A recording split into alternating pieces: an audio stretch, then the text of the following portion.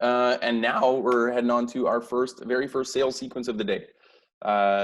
So without further ado, so this is for a lead generation company that they have not yet sent this sequence out. So they're just starting to do this. And they're trying to get affiliate program managers to use their service. This is hard. I'm kind of excited for this one. This is hard, man. There's a lot of lead gen. I probably get 6 lead gen companies a day reaching out to me, literally.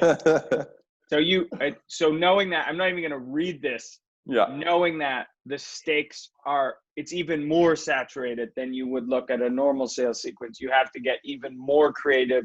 I would lean like so far to the creative aspect that you might even like be wary of like pissing a few off, but you have to stand out. Like you have to stand out big time. But anyway, that's my preface to this whole thing. Yeah, I get that there's an assumption in this email that we all can agree to if we know who the sender is. But if we don't know the sender, there's an assumption here that's really just not appropriate, which is I currently drive blah, blah, like, I don't know who you are. Like, what on earth are you talking? What is the problem that you're proposing to solve? Like driving leads, are you assuming I don't drive enough leads? Like what, especially because you're talking about affiliates, like what is this thing? What on earth are you trying to refer to? Because you're almost throwing out your credentials before we have any context for why we should care. So similar to previous email, like just like state, what is this problem that you're proposing to solve here?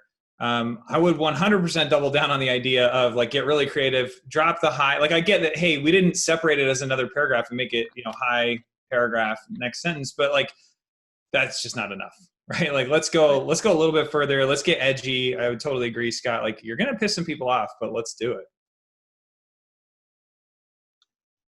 Yeah. No, absolutely. So, first thing, obviously, Rex, you're noticing that it's all about me. The first sentence is entirely, it's like flashing your credentials every time you meet somebody in networking, right? Here's my resume. Hey, Rex, here's my resume. All of them do that, yeah. The only sentence that isn't about me says they are compliant and exclusive.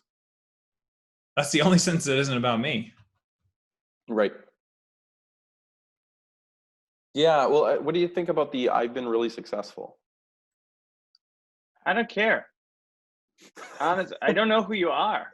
So you're here to help me, and maybe you can tell me you're successful, and you can give me your NASCAR slide of all the people you've helped once you've earned my interest, right? You got to get my interest before I care about, any of your credentials. I think for this one, I would go very kind of persona-based messaging, which again, you can automate a lot of it if you do deep discovery on what your personas care about. But if I was reaching out to an account executive for this, I would just again try and start with maybe an illumination question, and it's like, hey, I'm a sales guy. We all love closing deals. Not all of us love prospecting all day. Do you fall in that camp too? Something like that. And then like, I don't love prospecting. Like that, it's not the best part of my job. And then maybe, I would probably add a piece of content to that of, hey, here's a cold calling checklist that makes sure you get it done or something. It's how I keep myself, accountable for it or something. And you're kind of like humanizing yourself because you're in a similar role. You're trying to be helpful, and you got to just, again, warm them up a little bit. Right. And no, good point, Scott. There's one thing I wanted to point out as well on here. I don't know if I mentioned that this is actually a LinkedIn automated email. I just caught that. Yeah, I just caught that right now. So what's your thoughts on that, Rex? Look, there's 2 schools of thought for this, and I've seen all of the studies that have come out on like whether this works and how it works. Like, I prefer either personalized to me, like, hey, I caught your episode of this podcast and really enjoyed it, thought we should connect. I will guarantee I will connect with you, or nothing at all. I do not like about the sender. Like it doesn't like, look, I would connect with you if I find immediate value in exactly what you're describing, and I don't. So I'm not going to connect with you. I think the connection rate here is going to be pretty low, and the response rate, if they connect, is going to be even lower. I think it's just like, it's not enough of the right information, or it's too much of the wrong information, or both for me.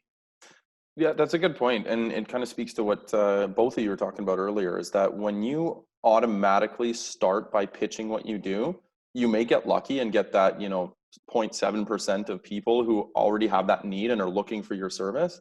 But it doesn't really leave a nice taste in their mouth for the people, the other 99.3%, right? So if you're trying to make connections on LinkedIn, which is a networking platform, trying to talk about what you sell, you're not really encouraging people to want to actually be your friend, be connected with you and engage with you, right? You're basically saying like, hey, if you have this need, buy from me.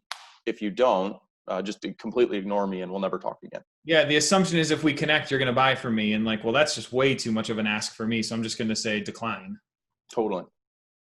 I didn't even notice it was a LinkedIn invite. Yeah, Don't do right? this. There's no way to fix this. Don't do this at all. Don't do this.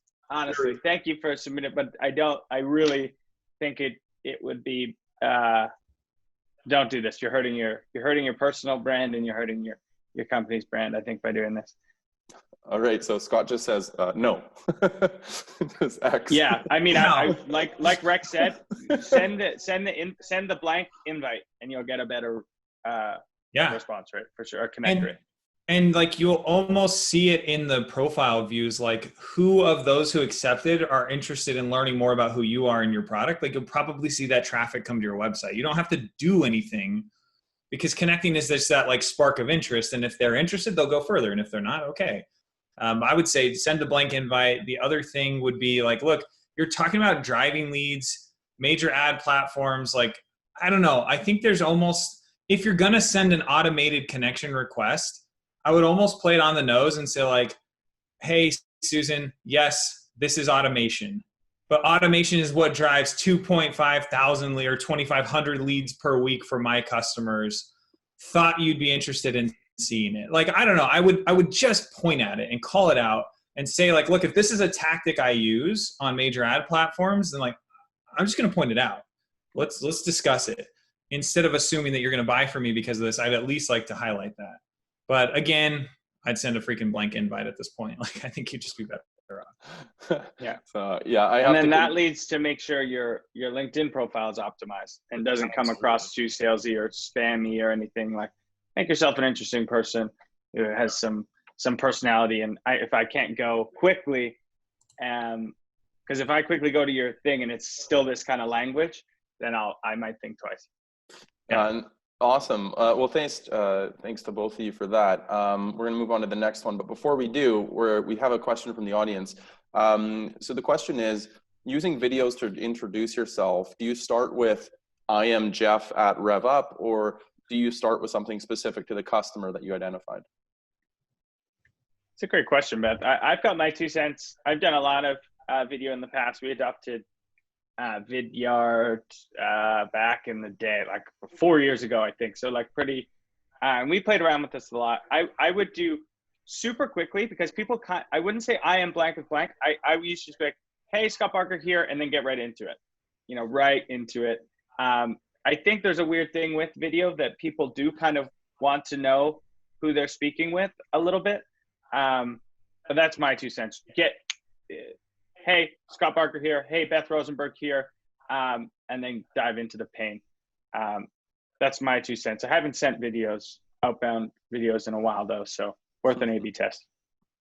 Yeah. Rex, do you use video in your? I love video. We actually have, so we just established our OKRs for my sales team for Q4 here. And one of them is to send at least 2 videos a day. Like, we just want to add more video because it stands out. It's a great way to leverage the email channel. It's just more value you can create there. I think it's way interesting. I get a lot of email pitches, but I don't get a lot of video pitches. So I can tell you, like, someone's probably going to give it a listen. Look, if you set up your email signature and they can see your email as it comes in, like, I don't really think it's necessary to point to yourself immediately or at all, frankly, but depends on the context of the email. If you literally sent like a pretty blank email, and like, it was just like, hey, Beth, wanted to share a couple of thoughts with you, and then the video, like, yeah, I might introduce myself. But if there's more context, like, hey, Beth, wanted to point out a couple of things, found these, the video highlights it, check it out below. like if I'm going to give a little more richness there, then like just skip ahead. You're already halfway into the body of what you were trying to state anyway. So there's really no point in bringing it up, because it's like there's a disconnect there, as if you started the conversation over. So I'd say less context. Yeah, introduce yourself. That's okay. I think people do want to hear, who you are. But if you've already given a paragraph or two ahead of the video, like just jump straight into the point, because you're just punctuating something in a really cool way instead. Perfect. Totally. And super quick, Jeff, on that. Yeah. So yeah, that is a great point. So one of my other favorite so I was talking about if it was a first touch cold video, my favorite thing to do used to be, it would be a second touch, and it would be drawing the connection, something like, hey, I'm the goofy guy that just sent you that funny email, right? That is a really good way to start it. It ties back into it. And it kind of makes it relevant and usually catches them. That's one. So yeah, making it relevant. Oh, thanks. So Beth, I hope that answered your question. I see a thank you, so you're totally welcome. So now for the next email, so this is an automated email. This is step 3 of the sequence on day 1. So he's doing a triple touch right to start. What was step 2? So this is a LinkedIn connection request. LinkedIn connection request, phone call, and an email. I personally love to use phone call first, because I would love to have a live conversation. I would swap those, because if I have a live conversation, I'm going to go ahead and connect with you on LinkedIn anyway, because that's a good way to like stay in touch. Yeah. But if I have that first phone call turns into a conversation, like I don't care about the LinkedIn Connect coming first. And in fact, just so like we're clear, a lot of sales reps will avoid the call because they're like, oh, I have all these LinkedIn tasks to get through. Right. They don't use the task queues correctly in Outreach or Sales Offer, whatever they're using. Like, oh, I got to do all these LinkedIn tasks first. Like I'll get to calls tomorrow. And in reality, like, but just go earn a few conversations and then go backfill your time in your least productive hours with those connection requests. So I always say like throw the call out first. This is my 2 cents on how to organize the triple tap. Yeah. Which I'm good with, by the way. Like, sure, if you want to do that, by all means, but I'd say throw in phone call first. Right. Yeah, that's a really good point too, because I have noticed that a lot of people tend to put the call last, and then by putting the call last, that ends up being maybe not at all. So you end up just having a bunch of automated steps as opposed to the actual phone call, which, to your point, seems to get a pretty good yield these days because everybody's really focusing on their automated tasks. Sure. Yeah. Scott, what do you think? Phone calls work. I probably answer 1 out of 2 cold calls. And I certainly don't answer 1 out of 2 cold emails. Probably 1 out of 200. Yep, right on. So some of the things will kind of be redundant that we've talked about here. So I like the personalized sentence. Hopefully they're making it very them-centric. I saw something on LinkedIn you did or something. I like the first personalized sentence. Maybe giving your team a little more parameters around like what you want that personalized sentence to be, like if I was just making this for my team. And then we see a lot of we language again. This is what we've done. Look at us. We've helped all these people. We made this happen by doing this. Again, reiterating, let's illuminate a problem first. You could even put, we've identified company as a perfect client. Don't use the word client because you are rapidly growing in which have a largely untapped market. Make that sentence better and then put that up at the top, I would say, like your reason for reaching out, or, our team saw, like, and be more specific. What is the untapped market that you identified, if that's actually true, or you're just kind of using buzzwords. Can we talk about a customized partnership this week? Those ones are always funny when people try and say they want to partner with you, but they're trying to sell you something. The euphemism. Yeah. Don't be afraid of the word sales, but yeah, don't throw it out so early in the relationship. Yeah. I don't know if that was coherent, but it was largely just reiterating some of the things that we've already touched on here. Well, Scott, I like your idea of like that third paragraph. Like, if there is something actually true about this, like, so we're basing this on the assumption that you have actually accurately targeted the right people. Assuming that that's true, we're just going to assume the best of the submission here. Put that as the first paragraph, but like, hey, it looks like you're growing rapidly in these states. We think there's a huge untapped market there and have been able to drive qualified leads at the golden ratio 4-to-1 or whatever you like make up a term for it. I don't know. Like make something interesting there, sound unique. Do you guys already have a partner who handles that for you in those territories? Like just get them to respond, right? Again, just kind of reiterating those points again. But I think, yeah, flip that third paragraph up to the top, make it a little cleaner. You're good to go. You've got the credentials, but you don't even need to drop like the Inc. 500, which, by the way, is it Fortune 500, Inc. 5000? Who cares about the Inc. 500? Is that like a subset of the Inc. 5000? I think there's like a little bit of a disconnect there. Something. Yeah. No, good points on all around. It's funny, Rex, this brings back your conversation about states earlier, about location. This is actually, with the email you just described, that's a very elegant way to use the location-based personalization you were talking about. Yeah, and if you think there really is an untapped market there, great. If you don't say that. Like, please don't use misinformation or, like pretend that you think something is true or that you're like, just don't lie. It's not worth it. You could be smarter about your targeting and you'll probably have a much higher success rate here. Right. And well, I mean, and that's a couple things there about integrity as well. When you're talking about a customized partnership, when people see right through it, which a lot of people do, it does speak to your integrity, and people don't want to do business with people they don't trust. Yeah. Right. What happens if the CRO gets on the call and it's like, oh, tell me about this untapped market that you have identified. How did you identify it? We've been trying to identify and quantify that for ages. Like, and if it's not there, you're in some serious trouble.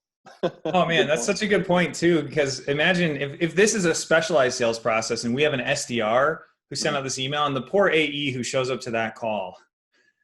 That poor sucker is going to think that they're just about to feature dump or like tell a really cool story, and it doesn't connect at all to the reason the person showed up to the call. And then you get that like, hey, why wasn't that qualified? The SDR comes up after the call, like, hey, why wasn't that qualified? I thought it was a great lead. Like, yeah, they thought they were coming in for a customized partnership. So when I started showing them our deck, it didn't make any sense. Like, that disconnect just is going to kill your sales process. You got the demo, be darned. Like, it's just not going to help you. Right. Yeah. Good points. So we'll go on to the next one. So this is actually step 7. So just for context, again, this is about a 12 touch sequence. So this is step 7 on day 8. The purpose of it is to book a call, and it's an automated email.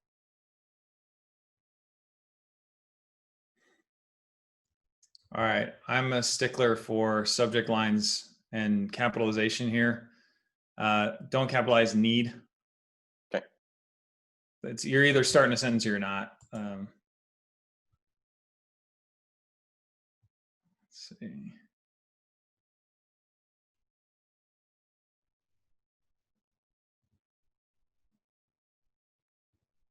I think you've highlighted some vagueness here. I think you're in charge, parentheses, or other metric. That's interesting. Like, why don't you just tell me? Right. Like, are you asking if they're in charge? What is the point? Like, if you think they're in charge, why are you asking them for a meeting until you've confirmed that they're in charge of it? It's kind of a disconnect there. Yeah, I'm really not a fan of I think you are. I'm much more inclined to say, well, if you think, why are you reaching out to me? Just reach out to me when you know who I am and what I do. Yeah, do your research. Right. Yeah, and the second paragraph is just kind of it's too much. We won in the Western states in blank. Seriously, we did. That's a weird thing that people who say trust me, you probably shouldn't trust. We pushed our California client into the ink with our lead round. I'm really proud of this. Like, that's awesome. And you can be very proud of that, but I don't think you need to highlight that. Again, staying away from I language is so unbelievably important. Yeah, it's the why should I care? I get this cold email out of nowhere. Why should I care that you're really proud of all the success you have?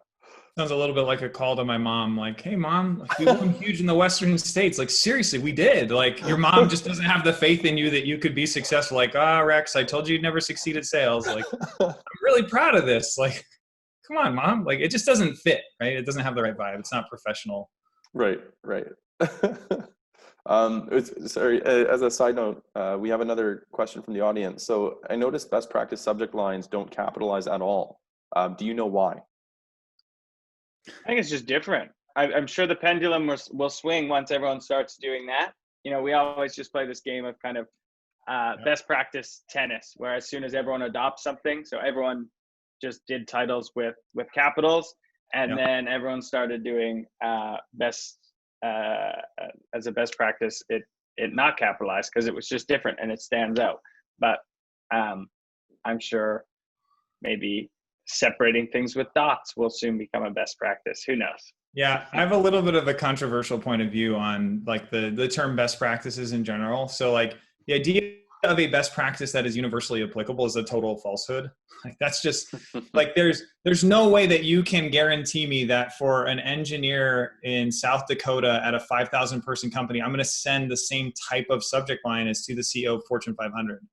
It's they're not even close to the same audience, and so best practices are relative to your audience and your offer. So I would say, don't assume that because someone wrote about it. I used to I love HubSpot, right? I use HubSpot all the time, but I used to call out HubSpot as like they were the source that everybody went to for all those articles that said generated $2 million in pipeline with one cold email, and then everybody went and copied it, right?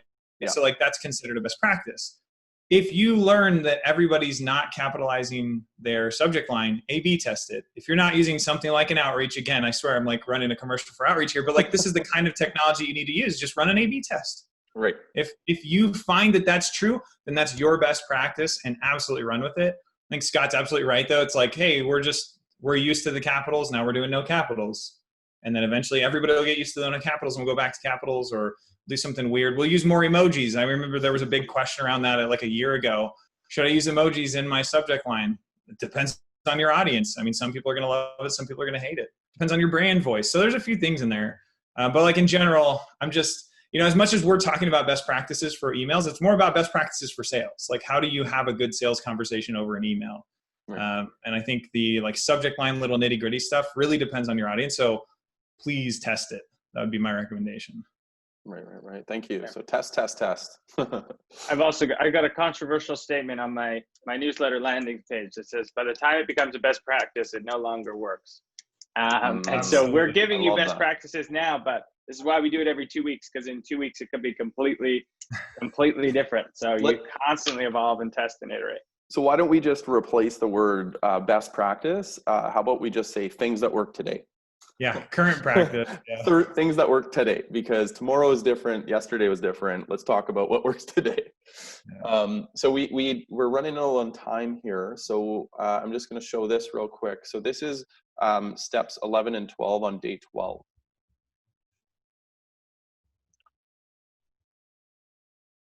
So it's a LinkedIn and an email automated.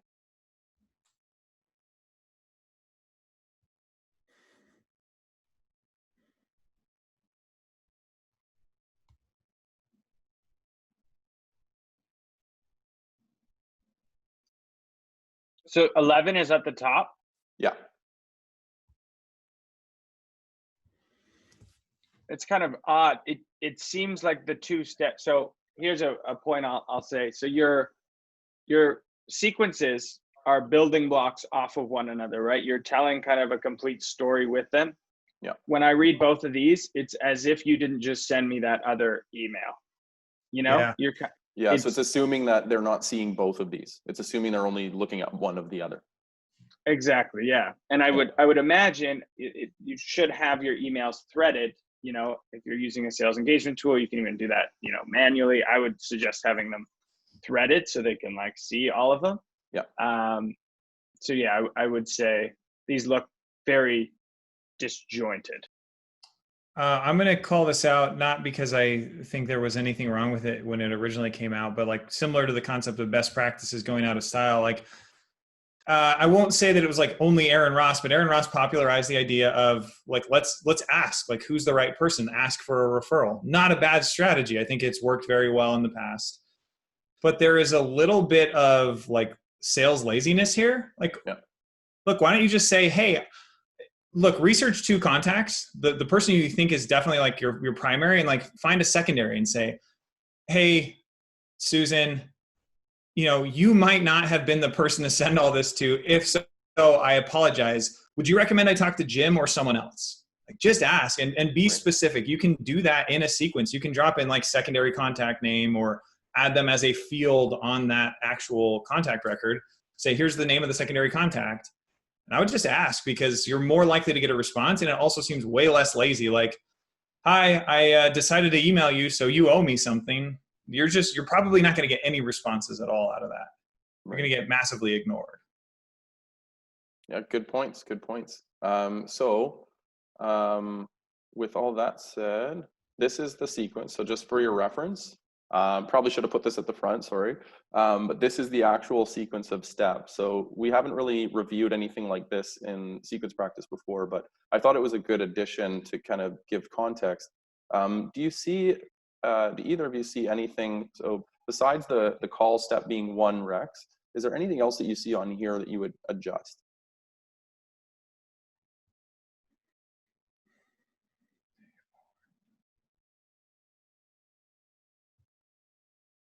They seem to be aligning email and LinkedIn here on steps 4 and 5. I don't really know that you need to do that. I mean, you already did a triple tap the first day. Right. I don't know. I don't think I would double tap them the next time around. I think you'd spread that out. What is step 5 like a personalized message or something? I know we didn't get to dig into step 5. It's an automated message. It's not really much personalization. Okay. Mm-hmm. Yeah, I mean, I would just say I would have offered a lower level touch in step 5 and just said, like, go like something that they shared or comment on something that they commented on, or do just a little bit lower level of engagement, because it does seem a little bit like desperate to always hit them with so many different channels, and probably a very similar automated message in steps 4 and 5 based on what we saw in those last 2 steps we reviewed. Yeah, it's similar. Yeah. Okay. Well, perfect. Thank you. So with that said, looking at this sequence, what are 3 kind of key takeaways the audience can take away from this conversation? From the sequence as a whole, you're thinking? Yeah, just from the sequence as a whole. What are the 3 things that stand out in your mind that this person should know? It's hard. We threw out a lot of advice here, Scott. There was a lot. I would say, like, one is back to the drawing board, really. I think I would probably, most of these touches need work, so I would probably just try and start this again, or at least A/B test with a completely new sequence based on some of the feedback that we gave. So always be testing is one thing.